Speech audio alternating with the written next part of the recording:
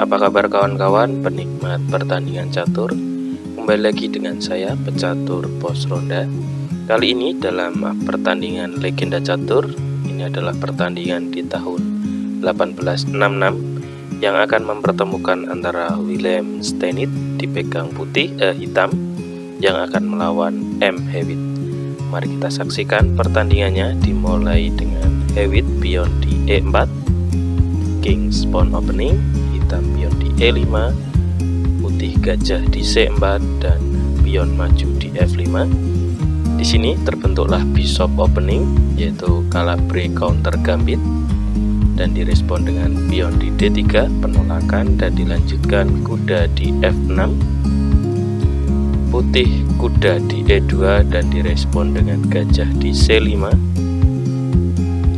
dilanjutkan pion di C3 dengan tujuan mengadu pion.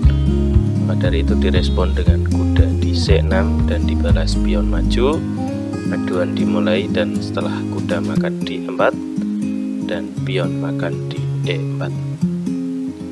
Di sini putih merespon dengan gajah ke F4 dan dibalas pion di D5 mengancam gajah putih, dan dilanjutkan dengan gajah ke B5 memberikan pin pada kuda,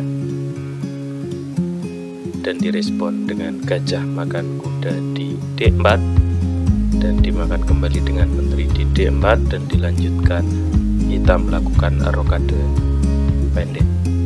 Maka dari itu putih makan kuda di C6 dan dilanjutkan dimakan kembali dengan pion, dan putih menteri ke A4, dijawab dengan gajah ke D7 dan dilanjutkan gajah putih ke G5, direspon hitam dengan menggeser menteri ke E8 melepaskan pin, dan dilanjutkan menteri ke B4 dan direspon kuda ke G4.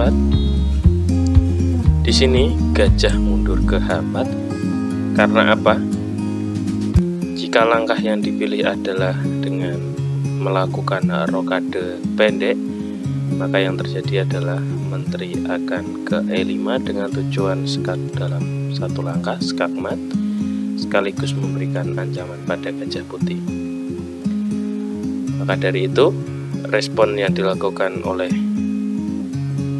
putih adalah mundurkan gajahnya ke H4 dan dijawab pion maju di E3, dan di sini baru putih melakukan rokade pendek dan dijawab dengan menteri ke H5, gajah mundur ke G3 dan dilanjutkan pion maju di E2.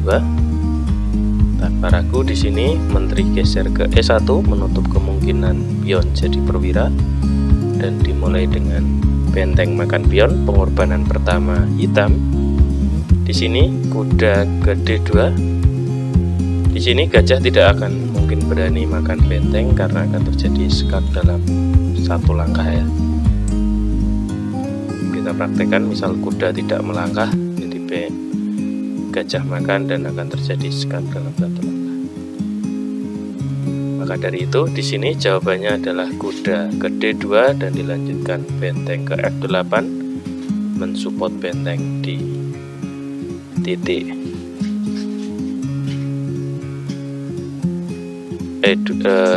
F2, dilanjutkan pion maju di C4 mengajak pertukaran, dan di sini ditolak hitam melainkan melakukan pengorbanan dengan benteng lagi. Di sini raja menerima pengorbanan dari hitam, dan dilanjutkan teman-teman bisa menebak apalagi pengorbanan yang dilakukan oleh hitam, yaitu dengan menteri ke H3. Di sini hitam tidak ada pilihan lain kecuali makan, karena jika mundur posisinya akan sangat rugi karena bisa mati dalam beberapa langkah.